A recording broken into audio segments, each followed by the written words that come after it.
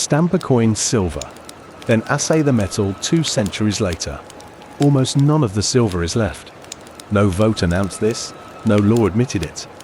Rome kept paying soldiers and bills in a currency failing in slow motion, and the only honest witness left is the metal itself.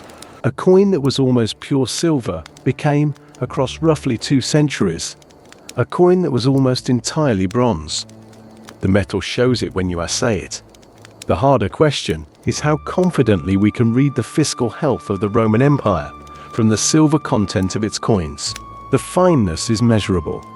What it indexes, whether falling silver means a state in crisis, a state managing supply, or something in between, is genuinely debated. This episode keeps those two things separate. The era is the 1st through 3rd centuries CE. The coin at the center is the denarius, the premier denomination for trade and military pay across the empire's 40 provinces. It moved along the same Mediterranean sea network that carried grain from Egypt and timber from the Balkans. Silver bullion west to east, minted coin back out to the frontiers. Picture a paymaster at a frontier fort in the mid-3rd century, counting coins into a soldier's hand. A freshly struck Antoninianus catches the light, the silver surface bright, almost convincing. But where earlier coins in the pile have worn through, the copper shows. The paymaster knows what he is handling. The soldier knows too. Hold that scene. The mechanism begins with an obligation. The imperial state owed its armies a stipendium, a fixed payment in silver coin, struck at imperial mints from available bullion. That obligation did not flex easily. Emperors could not announce a pay cut to the legions without immediate physical consequences. But bullion was finite, and the demands on it, military pay, frontier logistics, provincial administration, did not stop growing. The cheapest lever was to reduce the silver in each coin while holding its face value fixed. The same stock of bullion then yielded more coins. The army received its nominal wage. The shortfall moved invisibly from the state to the recipient. Nero enacted exactly this in 64 CE, reducing both the weight of the denarius and its silver fineness. That reform is documented. It was not the last. Each subsequent reduction made the next one easier to justify and harder to reverse. The Antoninianus, introduced in the early 3rd century, accelerated the process by a different route.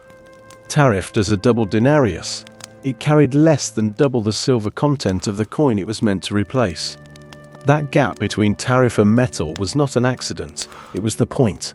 More purchasing power issued per unit of silver spent.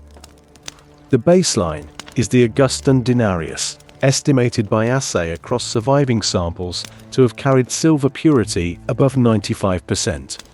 The crisis era, Antoninianus, carried only a few percent silver, a bronze coin wearing a silver coat. A legionary's nominal pay did not stand still. It was raised several times across these centuries. Yet the silver behind each coin kept shrinking toward a fraction of its former value.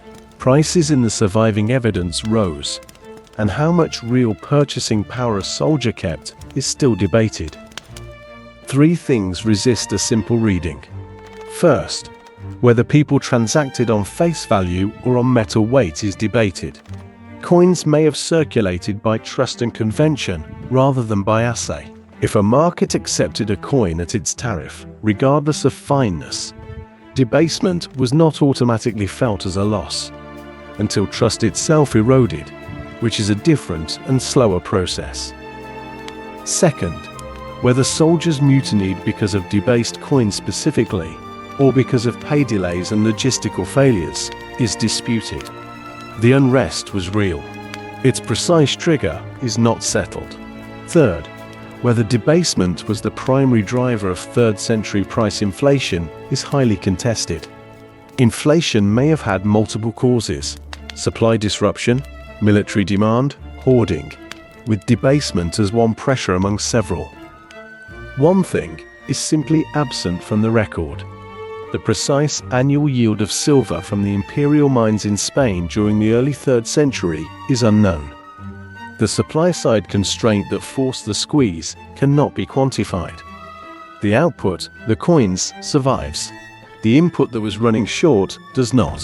What the evidence supports: coin fineness is measurable and shows a real long-run decline. The early Denarius was high-purity silver. The Crisis era Antoninianus was not. The link from fineness to imperial health is inferred, not read directly from the metal. 3rd century prices suggest strain. The mechanism, state minting under military pay pressure, is coherent and well supported. The precise magnitude of its consequences is not. Back to the paymaster at the frontier fort. He is not watching an empire fall. He is managing a shortfall, counting out coins that look like silver, accepted as silver, but carrying less of it than the coins they replaced. The system is under pressure. It is still running. The pressure is written into the metal. Roman coinage is not a graph of decline. It is a pressure gauge.